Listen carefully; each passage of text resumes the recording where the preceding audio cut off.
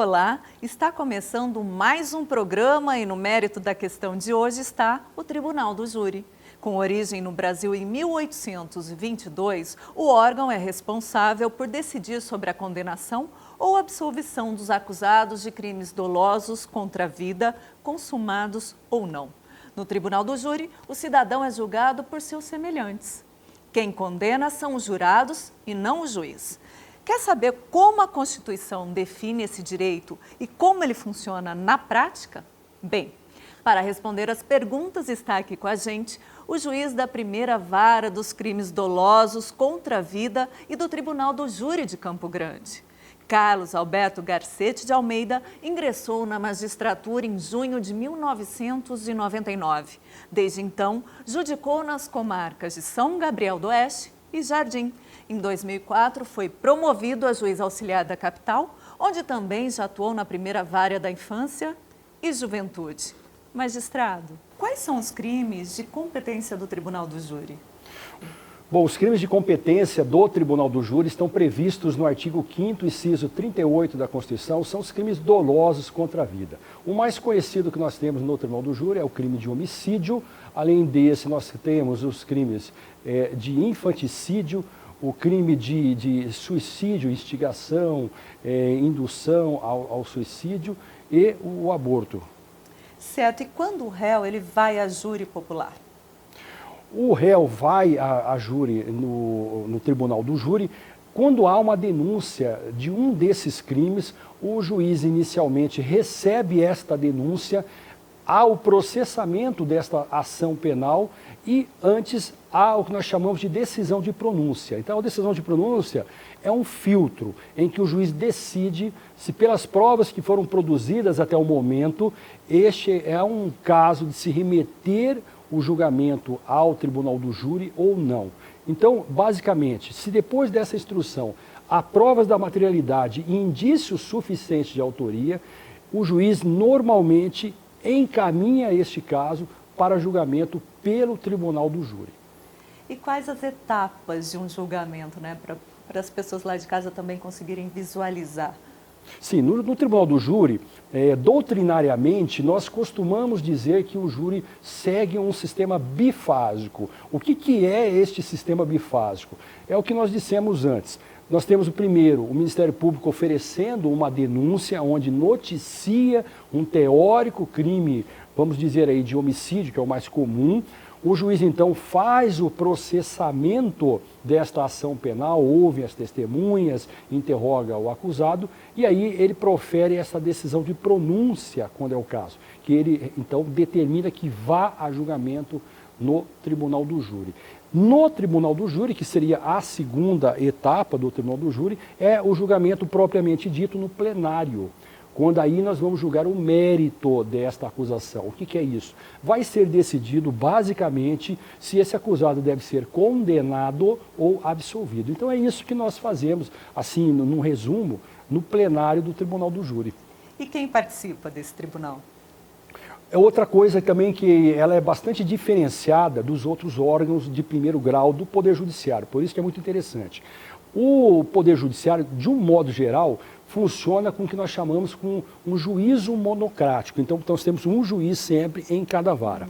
O Tribunal do Júri é o único órgão do Poder Judiciário que é um órgão colegiado, assim como o próprio Tribunal de Justiça. Mas por que ele funciona assim? A Constituição diz que esses crimes mais graves, esses crimes de sangue, esses devem ser julgados pela própria sociedade.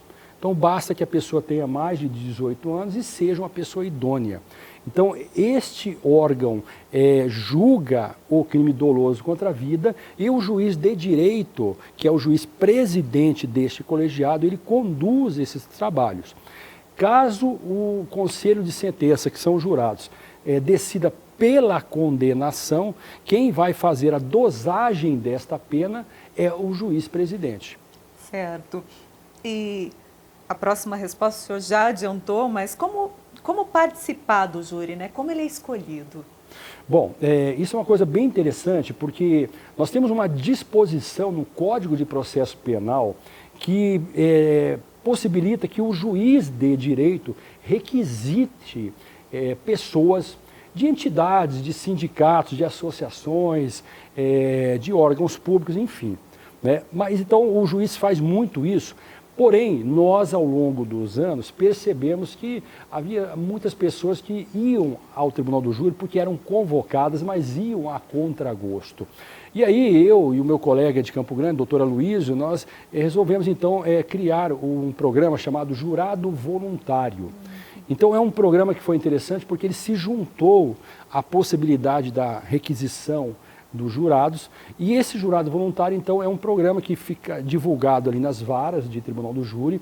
Então, a pessoa que voluntariamente queira participar, ela então procura essas varas de Tribunal do Júri, preenche um formulário e ela aguarda para ver se vai ser convocada ou não. Então, em última razão, a nossa ideia foi buscar pessoas que efetivamente tinham vontade de passar a atuar no Tribunal do Júri e não apenas aqueles que eram convocados e, como eu disse, iam muitas vezes a contragosto. Então foi uma ideia que funcionou muito bem e que funciona muito bem até hoje. E quais os poderes, né, desses jurados?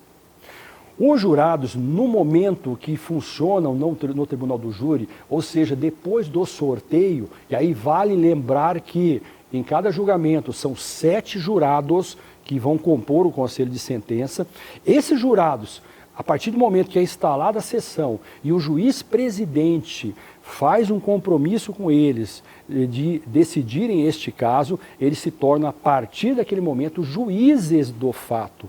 Portanto, a partir daquele momento, eles têm toda a responsabilidade, inclusive a responsabilidade criminal de um juiz de direito. Então, eles têm esse poder de julgar, mas também, em contrapartida, eles têm a responsabilidade e os ônus da atividade judicante naquele momento. Então, uma responsabilidade muito grande naquele momento de decidir a vida de um semelhante. Pensando nesse contexto, quais são as atribuições do juiz, né? Contando com essa colaboração, enfim. Do juiz presidente, né? A atividade do juiz presidente, ela é primordial.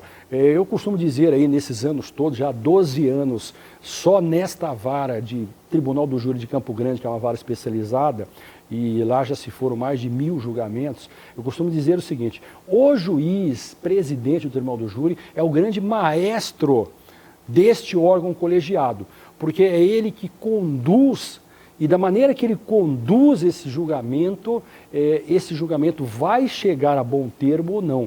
Então ele conduz, ele tem uma tranquilidade, uma serenidade para conduzir esses trabalhos. Esse trabalho vai chegar a bom termo, ele transmite essa tranquilidade aos demais atores do processo e ele vai também sempre orientar os jurados, vai policiar os debates entre as partes, vai explicar a forma de votação, vai proclamar o resultado naquele momento, não só ao acusado, mas normalmente o Tribunal do Júri, diferentemente, como eu falei, dos demais órgãos de primeiro grau do Poder Judiciário, é um julgamento que é feito em tempo real. Por isso que nós dizemos que o Tribunal do Júri é um tribunal da cidadania, porque as pessoas comparecem, a sociedade comparecem ao plenário para assistirem ao julgamento e esse julgamento se dá em tempo real. Então, o juiz tem essa também responsabilidade de naquele momento, transmitir o resultado do julgamento, e aí entram muitas vezes casos que são acompanhados pela mídia, e às vezes pode ter um julgamento que é o esperado, né, dentro da opinião pública, e às vezes tem julgamentos que o resultado não é aquele esperado pela opinião pública. Então, essa tarefa do juiz de conduzir, como eu disse, com um maestro, é muito importante no Tribunal do Júri. E falando de casos de repercussão, né, até internacional, a gente já falou aqui também sobre as etapas de um julgamento, mas ocorreu aqui o julgamento do Fernandinho Beiramar, e aí houve uma outra situação, né? Outras coisas tiveram que ser percebidas e organizadas para isso. Pois nesses anos todos de Tribunal do Júri, eu digo que nós passamos por uma mutação da forma de julgamento do que se fazia no Tribunal do Júri há 1 ou 2 décadas atrás. Porque nós tínhamos, 1, 2 décadas atrás, nós tínhamos aquele homicídio convencional de A que matava B. E, de alguns anos para cá, eu fui percebendo essa mutação que eu acabei de comentar, das organizações criminosas que passaram a atuar, e devemos lembrar que estamos em Mato Grosso do Sul, que é um corredor entre Paraguai, porta de entrada ao Brasil de armamentos e tráfico de drogas, e muitas facções se instalaram aqui no estado, e nós temos presídios federais aqui, e aí por conta disso também essas facções acabam se instalando estrategicamente em Campo Grande, e esses crimes se concentraram na capital. E isso também fez com que as logísticas também fossem adaptadas a essa nova realidade. Então, é outra forma de funcionamento do Tribunal do Júri hoje. Tanto que o Tribunal do Júri é uma coisa importante também a se lembrar, porque você perguntou, né, quais os crimes que são julgados pelo Tribunal do Júri, né? E eu falei esses que são os dolosos contra a vida, mas é importante lembrar que o Tribunal do Júri julga também crimes conexos, né? O que são crimes conexos? São crimes que são atraídos pelo crime de homicídio. Então, por exemplo, um crime conexo que nós temos julgado muito em Campo Grande é o crime de organização criminosa, que são das facções. Então, porque um homicídio ocorre, mas se ele ocorreu por conta de uma execução que foi determinada por uma facção criminosa, este crime de homicídio atrai o crime de facção criminosa. Então nós temos o quê? Nós temos aqui um crime conexo. E esse crime conexo é julgado pelo Tribunal do Júri também. Então são situações que nós não tínhamos antigamente. Obrigada por enquanto, magistrado. Depois do intervalo, você vai saber quanto tempo dura o processo de julgamento e como é tomada a decisão sobre o futuro do réu. Nós já voltamos.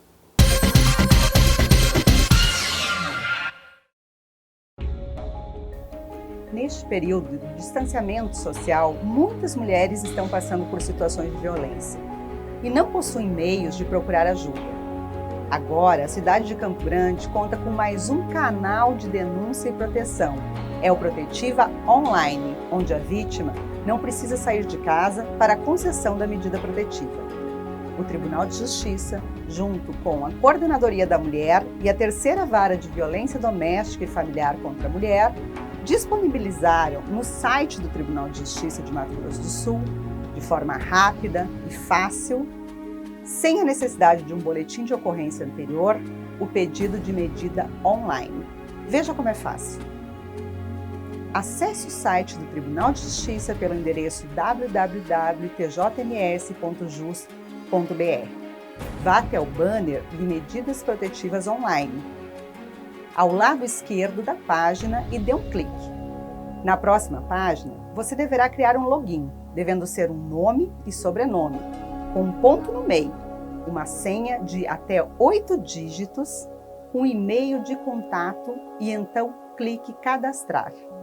Feito isso, será aberta uma tela com o pedido de medida protetiva.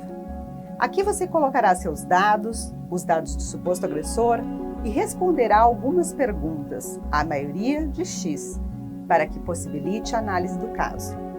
No formulário, você também poderá descrever, caso queira, detalhes da situação e anexar fotos ou arquivos. Finalizando o preenchimento, clique em Criar e o seu pedido de medida protetiva será enviado. Em até 48 horas será analisado e entraremos em contato com você. Mas lembre-se, se a situação for de emergência, ligue imediatamente para o 190 e acione a polícia. Ou, se não conseguir, vá até uma farmácia mais próxima e credenciada e faça o sinal de X com um batom vermelho na mão ou uma caneta e peça ajuda. Você não está sozinho.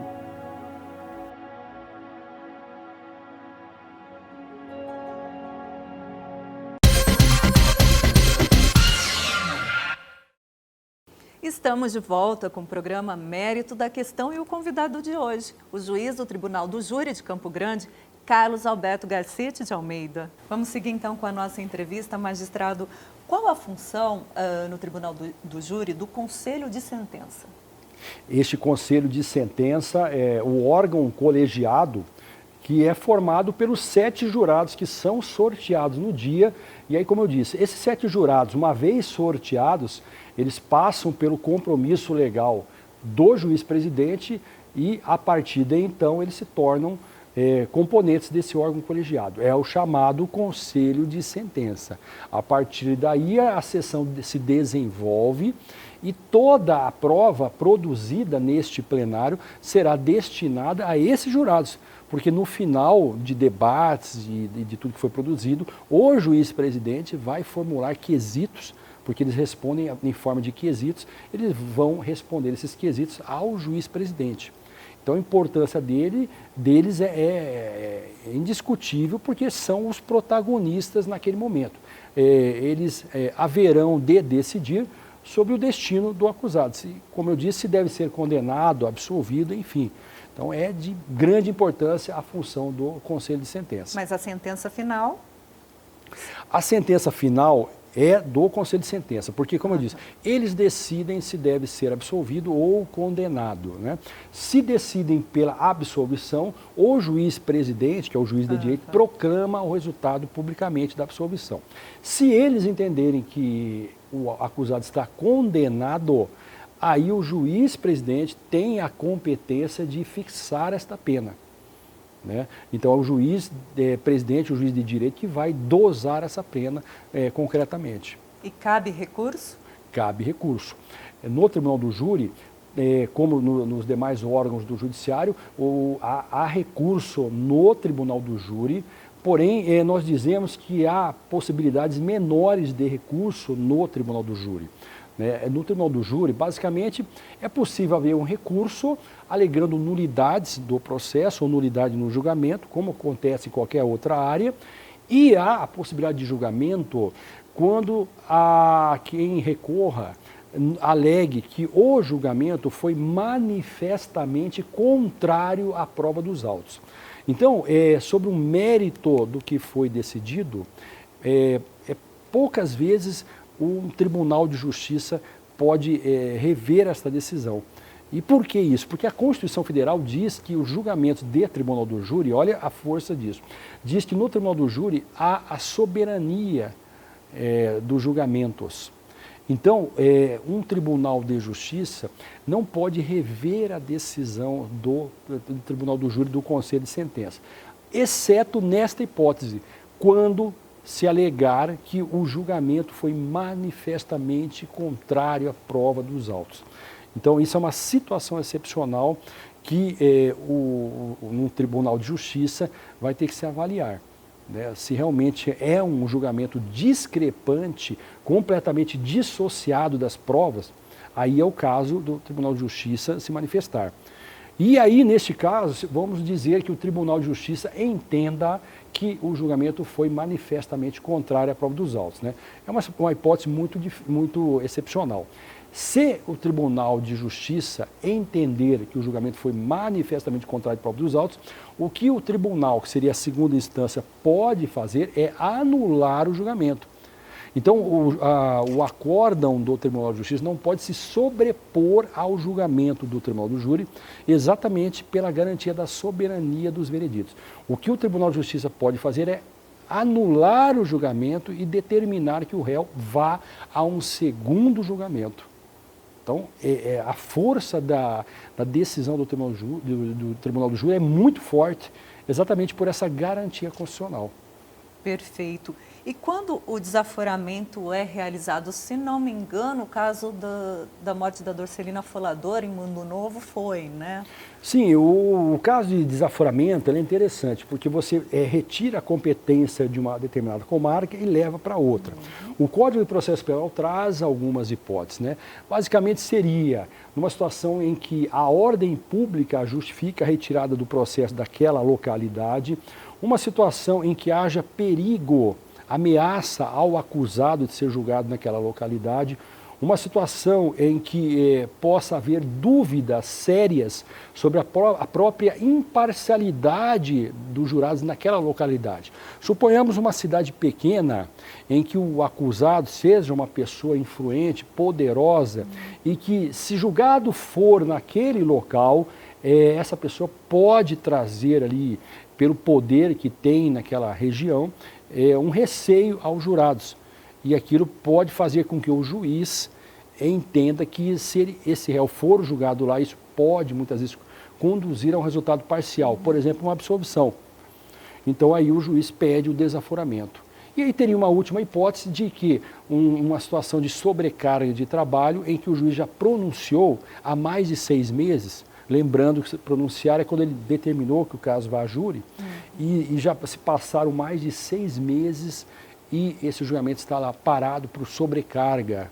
É uma possibilidade também que, em tese, se pode buscar o desaforamento. Correto. De acordo com o diagnóstico das ações penais de competência do Tribunal do Júri, 52% das ações levadas a júri popular duraram 4 anos ou mais e 26% delas levaram mais de 8 anos até a conclusão, falando aí de tempo, né? Sim. O que seria um tempo razoável de processo, magistrado? Então, eu tenho falado muito sobre essa questão de demora e eu tenho comentado que eu estive na Câmara dos Deputados falando sobre essa questão desde o pacote anticrime e estive agora recentemente falando na Câmara dos Deputados sobre o projeto do novo Código de Processo Penal e eu tenho dito o seguinte, essas demoras que estatisticamente mostram lá não é um problema afeto ao Tribunal do Júri, mas sim a um problema de atraso no sistema de justiça. E eu atribuo muito a isso a um número muito grande de recursos que são disponíveis na legislação processual penal e processual civil. E então, não que eu defenda, inclusive como professor de processo penal, a extinção de recursos, longe disso. O que nós falamos sempre é que é preciso enxugar, muitas vezes, essa quantidade desproporcional de recursos. Então, a gente vê em tribunais superiores aquele embargo de declaração, no agravo regimental, no agravo de instrumento. Então, são aqueles recursos que vão emendando um no outro e são infindáveis. Isso precisa acabar. Então, é isso que, no final, provoca um tempo médio de anos para a conclusão do processo, que é esse número que você acabou de citar ali. E uma outra curiosidade, tem casos que, além de tudo, precisam ser repetidos? Então, aí pode acontecer que nessa demora de recursos, um determinado tribunal resolva, num recurso, anular aquele julgamento e determinar que o acusado vá a outro julgamento. E aí essa demora é maior ainda, mas eu repito, a raiz do problema está nesta infindada, nesse número infindável de recursos que faz com que a demora total de conclusão de um processo se estenda muito até o trânsito de julgado. Então é esse o grande problema da justiça brasileira. Né? Exatamente, eu acho que essa deixa já conduz para a minha próxima pergunta. Na sua avaliação, magistrado, como o modelo atual do Tribunal do Júri pode ser mais eficiente? Então, nós temos trabalhado sempre aí na esfera legislativa, nessas palestras na Câmara dos Deputados, aí, tratando dessa questão. Nós tivemos um projeto que foi oferecido pelo Conselho Nacional de Justiça, de alteração do rito do Tribunal do Júri, buscando reduzir alguns tempos, tempo de fala das partes no plenário do Tribunal do Júri, redução de tempo de prazos de defesa, de tempo de prazo de interposição de recursos, enfim, tudo com vistas a, no final das contas, a gente conseguir reduzir o tempo médio que você citou de duração de um processo.